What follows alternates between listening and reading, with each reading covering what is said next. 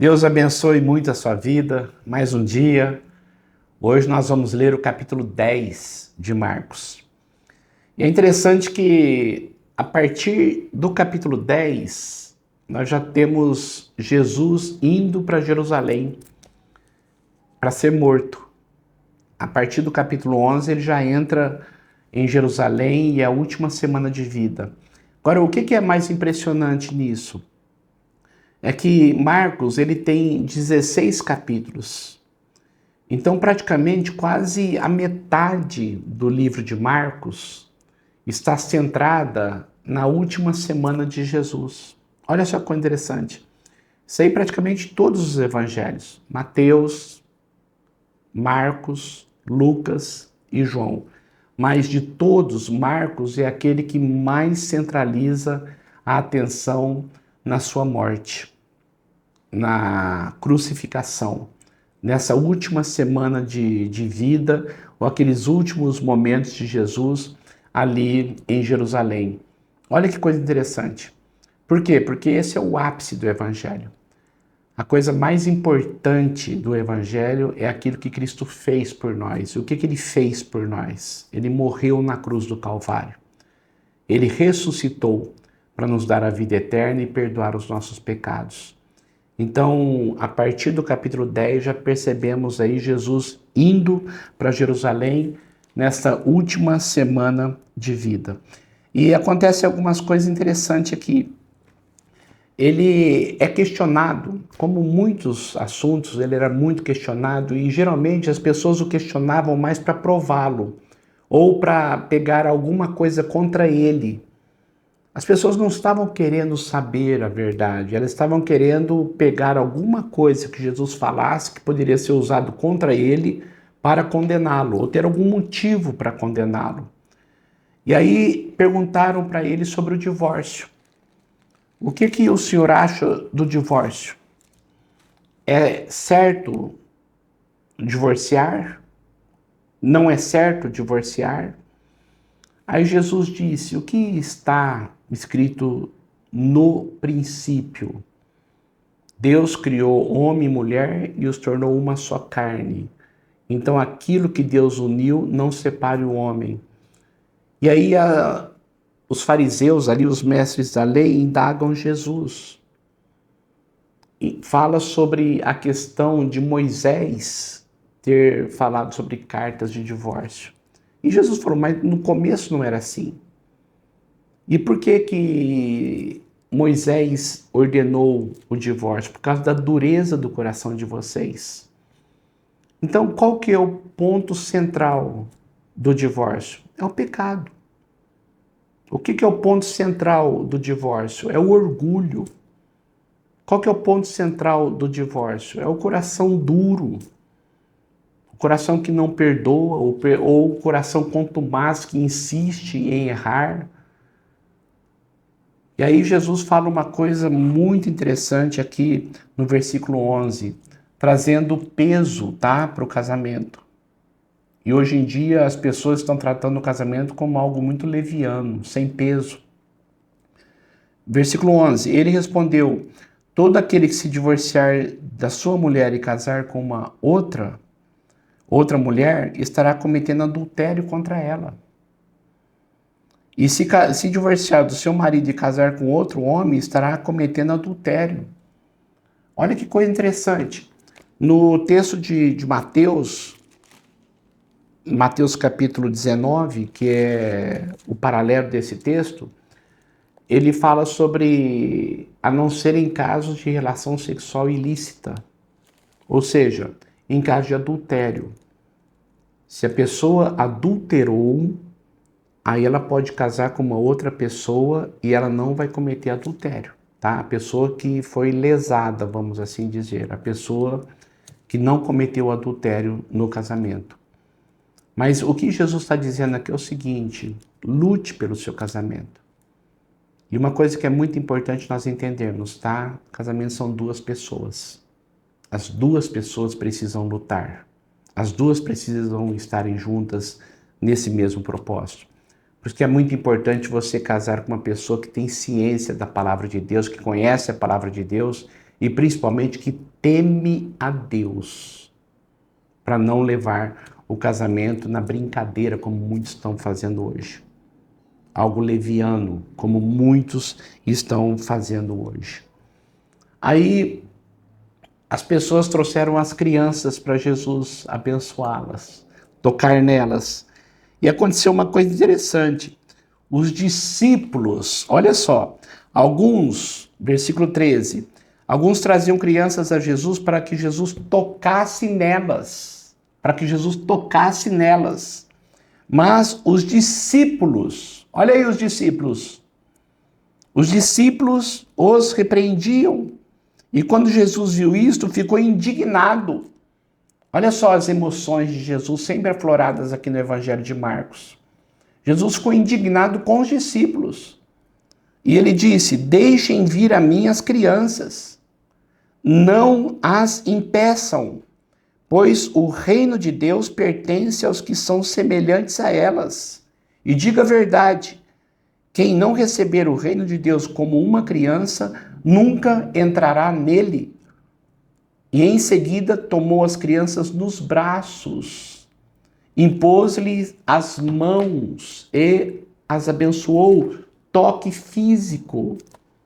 Jesus tocou na cabeça, abraçava as crianças, colocava as crianças perto dele.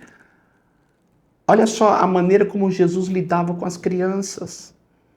E quando ele disse para os discípulos: não impeçam que as crianças venham a mim. Queridos, as crianças são muito importantes para Deus. Criança não é projeto de gente, criança é gente. Criança não é projeto de ser humano, criança é ser humano. E quando ela recebe o amor de Deus logo na infância, e Deus usa pessoas para fazerem isso.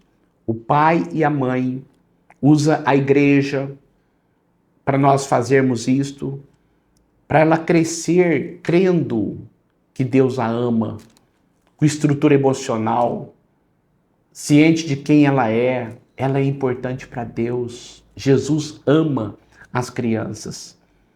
E essa parte aqui, não as impeça, ou não as impeçam, é um recado para a igreja.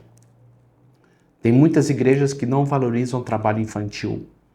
Tem muitas igrejas que não dão atenção devida à criança. A pior sala é das crianças, não tem preparação, e muitas usam como subterfúgio, praticamente, dar sossego na hora do culto. E põe as crianças numa salinha lá com uma pessoa que não tem treinamento nenhum, só para dar sossego na hora do culto. Irmãos, isso é um absurdo.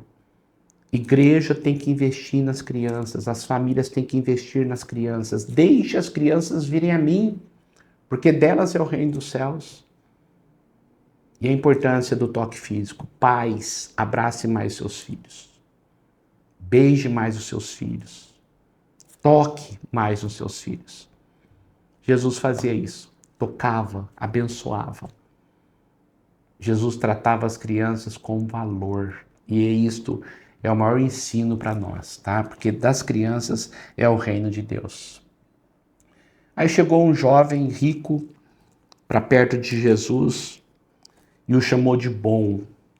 Interessante aqui no versículo 17. Bom mestre, que farei para herdar a vida eterna? E Jesus disse: por que você me chama de bom? Ninguém é bom a não ser um, que é Deus. Jesus não disse que ele não é bom. Jesus quis dizer o seguinte: eu sou Deus. Por que você me chama de bom? Você me chama de bom? Se bom é um só, é Deus? Ele não disse eu não sou bom. Pelo contrário, ele recebeu dele a adoração. Ou seja, você me chama de bom e bom é um só, que é Deus. Eu sou Deus. Ele não nega aqui que ele não é bom. Pelo contrário, ele diz, eu sou Deus, porque bom é um só. Todos os seres humanos são pecadores e Jesus não era. Todos os seres humanos têm falhas, Jesus nunca teve. Então Jesus era bom? Claro que era. Claro que é. Ele é Deus. Então, essa aqui é uma afirmação da divindade de Jesus. E Jesus fala sobre os mandamentos. Você obedeça os mandamentos. Não matarás, não adulterarás. E aí ele disse, tudo isso eu tenho feito desde a minha infância. Agora, é muito importante, eu acho muito lindo, o versículo 21. Quando Jesus olhou para ele e o amou. Jesus olhou para ele e o amou, o sentimento de Jesus ali aflorado. E disse a ele, uma coisa só te falta. Uma coisa só te falta. Vá, venda tudo que você possui e dê o dinheiro aos pobres, e você terá um tesouro no céu. Depois venha e siga-me. E ele saiu entristecido. Uma coisa só te falta. Sabe o que Jesus, conhecendo o coração do ser humano, diz para aquele moço? Você ama mais as riquezas do que a mim. Você ama mais o dinheiro do que a mim. Então ele não está dizendo aqui que todas as pessoas têm que ficar pobres para ir para o céu. Ele está falando que eu não posso colocar nada na frente de Deus. E aquele homem, pelo fato de ser muito rico, colocava as riquezas na frente de tudo. E Jesus sabia disso. Uma coisa só te falta. Eu quero que você preste muita atenção nessa pergunta. O que falta para você? Na hora que você estiver lendo o texto, faça essa pergunta para você. Na hora que você estiver meditando com a sua caneta ali na palavra, medite. O que falta a você? Qual que é o pecado que você tem que deixar? Qual é a área que é vulnerável e você precisa abandonar? O que está ocupando o lugar de Deus na sua vida? Seria um relacionamento? Seria o próprio dinheiro? Seria alguma outra coisa? O que falta para você? E aquele moço saiu triste. Por quê? Porque ele não quis deixar aquilo que estava impedindo de ir para Cristo. E Jesus, ele falou uma coisa interessante no versículo 23. Jesus olhou ao redor e disse aos seus discípulos, como é difícil aos ricos entrar no reino de Deus. Como é difícil aos ricos entrar no reino de Deus. Os discípulos ficaram admirados com essas palavras. Mas Jesus repetiu, aí ele explicou. Filhos, como é difícil entrar no reino de Deus. É mais fácil passar um camelo pelo fundo de uma agulha do que um rico entrar no reino de Deus. Sabe o que Jesus estava querendo dizer aqui? Como é difícil para as pessoas que colocam a esperança na riqueza. Você não pode ter dois senhores, ou você vai agradar um e desagradar a outro. Você não pode servir a Deus e ao dinheiro. Você não pode servir a Deus e a mamon, é o que ele diz lá em Mateus. Ou seja, o dinheiro na vida de muitas pessoas, é muito mais do que o papel moeda, é um ídolo. Por isso que Paulo muitas vezes chama a avareza de idolatria. O dinheiro é um ídolo, a pessoa avarenta é um idólatra. E ele diz, é mais fácil entrar o camelo no fundo de uma agulha do que o rico no reino de Deus. Há umas fendas nos muros de Jerusalém. Há umas fendas. E aquelas fendas nos muros ali da cidade parecem uma agulha. Então, quando Jesus diz, é mais fácil um camelo entrar no fundo de uma agulha, ele não estava querendo dizer agulha, essa agulha de costura. Ele estava se referindo às fendas dos muros de Jerusalém. E é impressionante. Quando a gente olha assim, parece mesmo uma agulha, as fendas. E Jesus está dizendo, é mais fácil entrar um camelo pela fenda do muro de Jerusalém do que um rico entrar no reino de Deus. E aí os discípulos ficaram admirados, mas quem então pode ser salvo? E Jesus usa uma frase maravilhosa. 27, grifa esse texto, tá? Grifa esse versículo aí. Jesus olhou para eles e respondeu, para o homem é impossível, mas para Deus não. Todas as coisas são possíveis para Deus. Todas as coisas são possíveis para Deus. Eu conseguir mudar a mim mesmo não consigo, mas Deus consegue. Eu consigo me livrar de algumas coisas que me prendem, eu não consigo, mas Deus consegue. O que é impossível para o homem não é impossível para Deus. É possível, sim, com o milagre de Deus, você se libertar de qualquer coisa que esteja te impedindo de entrar no reino de Deus. É só você crer nisso e no poder de Deus. Versículo 29. Quando Pedro disse para Jesus: nós deixamos tudo por tua causa. E olha só o que Jesus disse para ele. Essa palavra aqui é muito forte, tá? É para você, essa palavra. É Deus falando com você. O versículo 29. Respondeu Jesus: digo a verdade.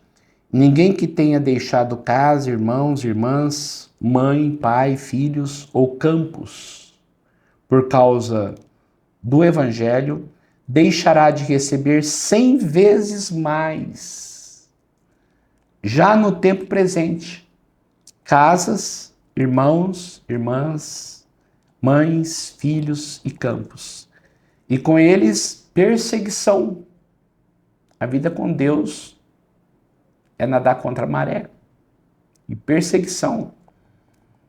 E na era futura, a vida eterna. Contudo, muitos primeiros serão os últimos e os últimos serão primeiros. O que ele quis dizer aqui?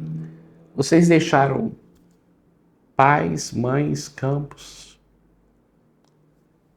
Nesta vida, vocês receberam 100 vezes mais. E na vida futura, a eternidade, a salvação eterna. E está querendo dizer o seguinte: nós temos uma família que é a igreja.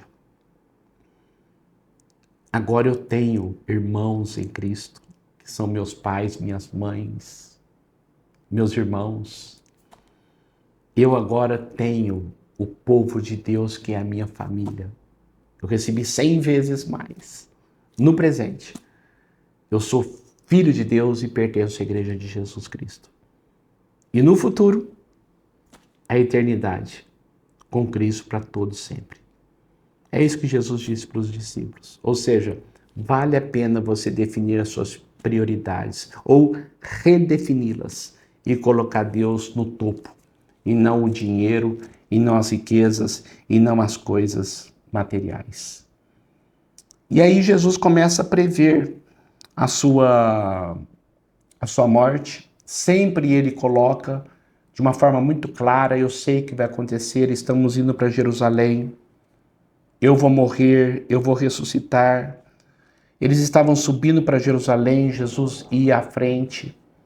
E Jesus disse para eles, no versículo 33, estamos subindo para Jerusalém. E o Filho do Homem é a expressão que ele usava para si próprio, será entregue aos chefes dos sacerdotes, aos mestres da lei. Eles condenarão à morte e entregarão aos gentios. Zombarão dele, cuspirão nele, açoitarão e o matarão. 3 dias depois, ele ressuscitará. Aí acontece uma coisa interessante. Tiago e João, os 2 irmãos, filhos de Zebedeu, Tiago e João, que era muito chegado a Jesus junto com Pedro, Tiago e João. Tiago e João chegam para Jesus e queriam um sentar do lado direito e um sentar do lado esquerdo dele no reino de Deus. A ideia deles ainda era um reino político, um reino que ia ser instaurado aqui na terra. Eles não sabiam o que estavam pedindo. E Jesus falou: eu não vou colocar isso para vocês, porque já está determinado quem vai sentar do meu lado direito e do meu lado esquerdo. Mas uma coisa eu posso dar a vocês. Jesus mesmo falou: vocês não sabem o que estão pedindo. O versículo 38. Mas Jesus falou assim: vocês podem beber o cálice que eu estou bebendo e o batismo que eu estou sendo batizado? E eles falaram: podemos, responderam eles. Então Jesus disse: vocês beberão o cálice que eu estou bebendo. Aconteceu uma coisa interessante. Tiago foi o primeiro mártir, ou o primeiro apóstolo morto. O primeiro mártir foi Estevão, mártir da igreja. Mas em Atos 12 é o primeiro apóstolo morto. Herodes mata Tiago ao fio da espada. Quando João estava preso, Deus soltou João, mas Tiago não, Tiago morreu. Por quê? Porque ele falou, eu quero beber o cálice que o Senhor vai beber. E João foi o último apóstolo a ser morto, no ano 96 depois de Cristo, quando escreveu o Apocalipse. Tiago, o primeiro a ser morto. João, o último a ser morto. Eles beberam o cálice que Jesus bebeu. Olha só que coisa interessante. Aqui Jesus nos dá um novo padrão. Quando os discípulos ficaram indignados com Tiago e João, porque pediram para se assentar um do lado do outro, vocês sabem que aqueles que são considerados governantes das nações dominam as pessoas importantes exercem poder sobre elas, não será assim entre vocês. Contudo, quem quiser tornar-se importante entre vocês deverá ser servo, e quem quiser ser o primeiro deverá ser escravo de todos. E aí o versículo 45, grife esse versículo aí, tá? Esse aqui é praticamente o tema de Marcos. O tema de Marcos está aqui, 10:45. Pois nem mesmo o Filho do Homem veio para ser servido, mas para servir e dar a sua vida em resgate de muitos. Jesus diz, eu como servo vim conquistar com o amor, eu vim para servir e dar a minha vida em resgate de muitos. Eu não vim para ser servido. Jesus diz assim, eu coloco para vocês um outro padrão. Um outro padrão. Não o padrão do mundo, mas um outro padrão. Aí quando ele estava saindo de Jericó, indo para Jerusalém, e lá ele ia ser morto, aconteceu uma coisa interessante, que um cego chamado Bartimeu começou a gritar, filho de Davi, tenha misericórdia de mim. E as pessoas começaram a repreendê-lo, não grite, porque quando ele falava filho de Davi, ele está dizendo, o Senhor é o rei de Israel. Nosso rei é César, não grite, fica quieto. Mas ele viu ali a chance da vida dele, a cura dele. E ele gritava cada vez mais, filho de Davi, tenha misericórdia de mim. E Jesus parou, testou a fé dele, porque ele continuou gritando, insistiu. Coisa que muitas vezes falta para mim e para você, tá? Insistir, crer. Jesus falou, chamem-no. Ele lançou a capa. Um cego, mendigo, totalmente miserável, talvez a única coisa que ele tinha para aquecer a noite era aquela capa. Ele não quis saber da capa. Ele lançou a capa. Ou seja, nada vai me atrapalhar para ir para Cristo. É a chance da minha vida. E Jesus pergunta para ele, o que você quer? Parece uma pergunta óbvia. Ele era cego e Jesus sabia disso. Mas só que Jesus quer ouvir da nossa boca o que nós precisamos. Ele sabe o que nós precisamos. Mas ele quer ter comunhão conosco através da oração. Ele quer ouvir de você. Gratidão, petição, adoração. Ele quer ouvir de você, porque quer ter comunhão com você. Mestre, que eu torne a ver. E naquele momento Jesus o curou. E ele seguia Jesus estrada fora. No começo diz que ele estava à beira do caminho, mendigando. E depois diz que ele estava andando com Jesus, indo para Jerusalém. Ou seja, um propósito na vida. É isso que Deus quer dar para você. Tirar você de mendigar todo o amor, todo o poder, mendigar o carinho das pessoas, ficar à beira do caminho, sem rumo na vida. Te dar um propósito. Abrir os teus olhos espirituais para que você seja seguidor de Jesus.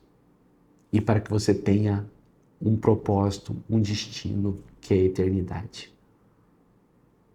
Na hora que você estiver lendo o texto, medite sobre isso. Deus abençoe muito a sua vida. Vamos orar. Pai, eu quero agradecer muito porque a tua palavra é maravilhosa. Muito obrigado, ó Deus, porque o Senhor se revela a nós através da tua palavra. Dê-nos cada dia mais sede, fome e principalmente, ó Deus, o desejo de praticarmos tudo aquilo que temos aprendido. Abençoe-nos com a tua paz, abençoe a nossa família, abençoe o nosso futuro, abençoe o nosso coração. Guarde-nos de todo mal. Em nome de Jesus, amém e amém. Deus abençoe muito você, viu? E até amanhã. Até amanhã na próxima devocional, no próximo vídeo. Deus abençoe sua vida.